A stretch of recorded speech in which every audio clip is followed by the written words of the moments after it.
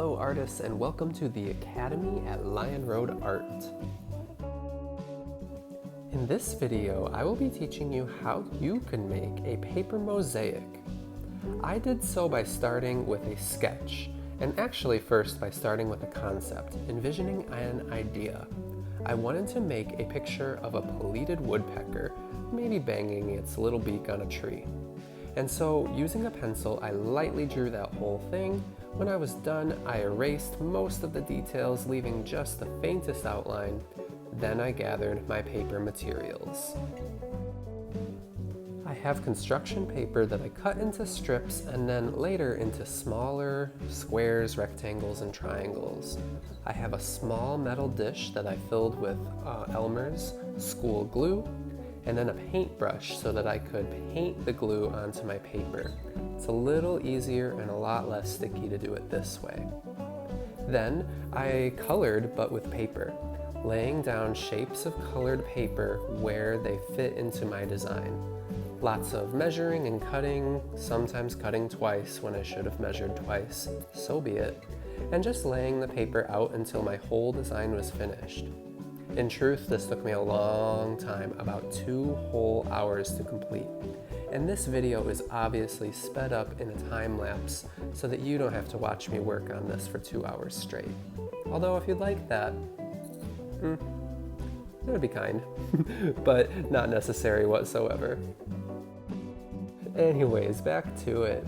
I am cutting out these strips of paper into just different shapes that fit into the parts of the design. As you can see here, I'm working around the beak of the woodpecker and the body of the woodpecker in brown. One thing I would recommend when you try this, or if you try this in your own style, is to allow the shapes not to be so uniform. They don't have to be perfectly similar in shape. Like a bunch of squares next to each other doesn't always look as exciting as some crooked squares, some odd shapes, some rhombuses, some trapezoids. You're getting what I'm saying. If I could change one thing about my work, it might be the trunk. I feel like the rectangles look too uniform. I was going for a bark texture, but I think maybe I could have been a little bit more playful, creative, and expressive with the shapes I glued into that rectangle that makes up the trunk of the tree. Anyways, I carried on with my work, deciding it'd be better to finish it rather than to get all upset and quit. It's best to see our work through. Follow along with me while I continue to lay down these colors. And notice after I add these triangles as rays of sunshine around that sun, how the artwork really comes together when I take the time to color the background. I just wasn't happy with the way the white looked, and it just needed a color behind it. So I settled on this pink, and again, kind of layered it in, but in a not so uniform way. Each square is a little different than the one next to it. Just like we're all a little different than our neighbors.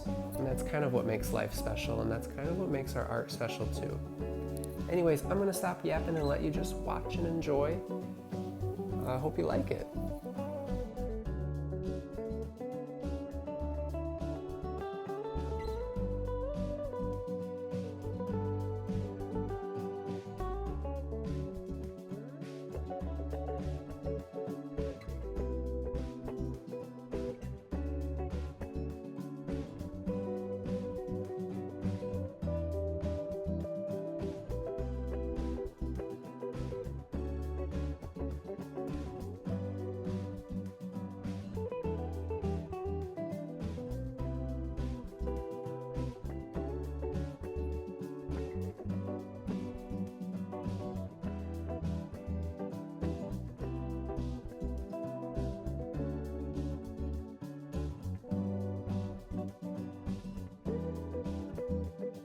Thank you artists for watching. I do hope you try this in your own style and in your own way. It's very time consuming, but it's also very, very fun, meditative, and a really enjoyable process.